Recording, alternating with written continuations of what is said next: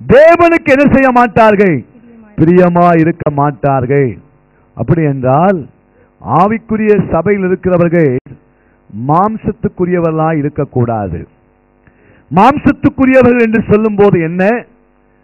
இந்த உலகத்திலே ரட்சிக்கப்படாதவர்களுக்குள்ள அதே குணம், சபைக்கு வராதவர்களுக்குள்ளே இருக்கிற அதே மோசமான குணம், மோசமான பேச்சு, மோசமான நடக்கை, மோசமான சுபாவம் போறது சபை. இது ஆவிக்குரிய சபை. சில நேரத்தில் சபைக்கு வெளியே இருக்க முடியாது நல்லவங்க சொல்லலாம் போல இருக்குது. நீங்க யாரும் வருத்தப்பட்டாதீங்க. ஆவிக்குரிய சபைக்குள் வருகிற தேவனுடைய பிள்ளைகளுடைய வாழ்க்கை உள்ளே இருக்காலே ஒழிய சகலமும் மாம்சத்துக்குரியதாகவே இருக்கிறது. ஆவிக்குரியவர் என்று சொல்லக்கூடிய ஒரு சாட்சி இல்லை. கவனியுங்கள். தேவனுக்கு பிரியமானவர்கள் என்று அழைக்கப்படுவதிலே மிகவும் முக்கியமானது நம்முடைய ஜீவியம் ஒரு ஆவிக்குரிய ஜீவியமாய் இருக்க வேண்டும். அது முதலாவது உங்களுடைய பேச்சு, உங்க வார்த்தையை நீங்க யாருன்னு காண்பிக்கணும்.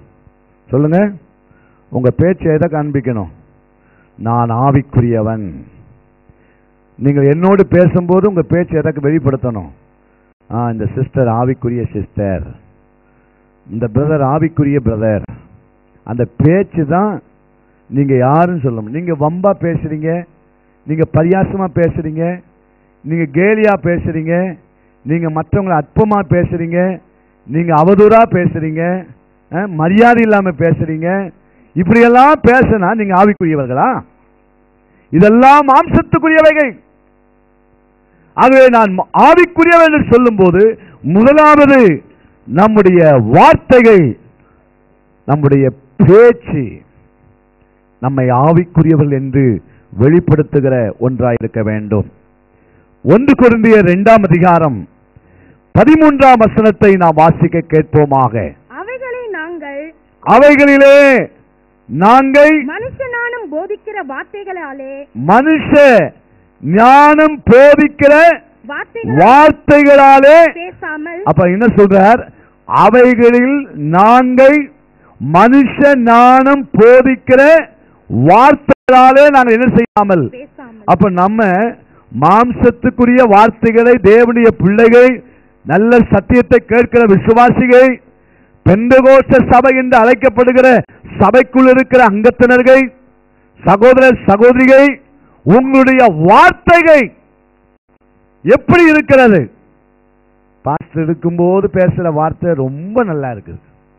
பாஸ்டர் இல்லாத நேரத்தில் பேசுற வார்த்தை கேட்டாதான் ரொம்ப வேதனையா இருக்குது. சில நேரத்தில் உங்களுடைய வார்த்தைகள் எல்லாம் யோசித்து பாருங்கள். ஆவிக்குரியவர்கள் என்று அழைக்கப்படுகிற நம்முடைய வாழ்க்கையிலே முதலாவது நம்முடைய வார்த்தை அங்கே சொல்லப்பட்டிருக்கிறது. பரிசுத்த ஆவி போதிக்கிற வார்த்தைகளாலே பேசி.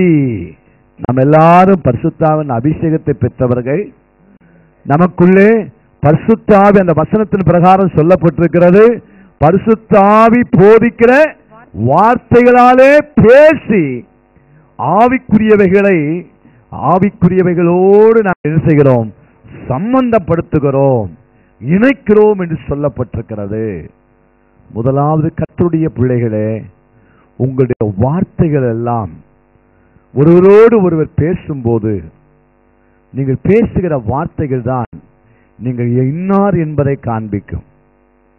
சில நேரத்தில் சிலர் எனக்கு ஒரு ஊழியத்தையும் கொடுக்க மாட்டேங்கிறாரே, நான் இந்த ஊழியம் செய்யணும்னு விரும்புகிறேன், அந்த ஊழியம் செய்ய விரும்புகிறேன். விருப்பம் இருந்தால் மாத்திரம் போதாது, உங்கள் வார்த்தைகள் ஆவிக்குரிய வார்த்தைகளாய் இருக்கிறதா என்பதை அதிகமாய் கவனிப்பேன். உங்களுடைய வார்த்தைகள் ஆவிக்குரிய வார்த்தைகளாய் வராவிட்டால் அந்த ஊழியத்தை நீங்கள் செய்யும் போது அதில் எந்த பலனும் வராது. அது ஏதோ பேருக்காக தான் இருக்கும்.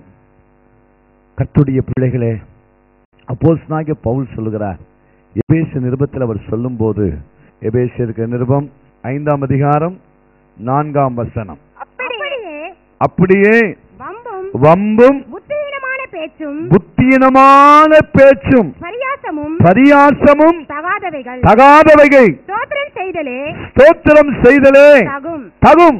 அப்போ சில நேரத்தில் விசுவாசிகள் இந்த வம்பான பேச்செல்லாம் பேசக்கூடாது, புத்தியினமான பேச்செல்லாம் பேசக்கூடாது, பரியாசமான பேச்செல்லாம் என்ன செய்யக்கூடாது, பேசவே கூடாது. இதெல்லாம் உலகத்தார் ஒருவேளை செய்யலாம். ஆவிக்குரியவர்கள் என்று அழைக்கப்படுகிற நம்முடைய வாழ்க்கையிலே இப்படிப்பட்டதான பேச்சுகள் பல நேரத்திலே நம்மை மாம்சத்துக்குரியவர்களாக வெளிப்படுத்துகிறது மாத்திரமல்ல, நாம் தேவனுக்கு பிரியமில்லாதவர்கள், தேவனுக்கு பிரியமில்லாமல் போய்விடுகிறோம். அதனால்தான் முதல் வசனத்தை வாசியுங்கள், 5:1. ஆதலால் நீங்கள் பிரியமான பிள்ளைகளைப் போல தேவனை பின்பற்றுகிறவர்கள் ஆகி என்று சொல்லப்பட்டிருக்கிறது. தேவனை எப்படி பின்பற்ற வேண்டும்? பிரியமான பிள்ளைகளாக பின்பற்ற வேண்டும். தேவனுக்கு பிரியமான பிள்ளைகள் என்று நிலைமையில பின்பற்றுவதற்கு தேவை என்ன தெரியுமா? நம்முடைய பேச்சு தான், நம்முடைய வார்த்தைகள் தான். சிலருடைய வார்த்தைகளை கேட்டால் ரொம்ப வேதனையா இருக்கிறது. நல்ல பாடக்கூடிய நல்ல ராகம் இருக்கிறது, ஆனால் பேச்சு தான் சரியில்லை. நல்ல ஜெபம் பண்ணுகிறார்கள், ஆனால் அவருடைய வார்த்தைகள் பிரியாசம் நிறைந்ததா இருக்கிறது, வம்பான வார்த்தைகளா இருக்கிறது. எப்படி தேவனுக்கு பிரியமா இருக்க முடியும்? அன்பான சகோதரனே சகோதரியே, உங்களுடைய வாழ்க்கையிலே பரிசுத்த ஆவியானவர் உங்களுக்குள்ள இருப்பாரானால் உங்களுடைய வார்த்தைகள் எல்லாம் தேவனுக்கு பிரியமா இருக்கட்டும். இரண்டாவது, ரோமர் 8:5 வாசியுங்கள். 8:5 மாம்சத்தின்படி நடக்கிறவர்கள் மாம்சத்துக்குரியவைகளை சிந்திக்கிறார்கள், ஆவியின்படி நடக்கிறவர்கள் ஆவிக்குரியவைகளை சிந்திக்கிறார்கள்.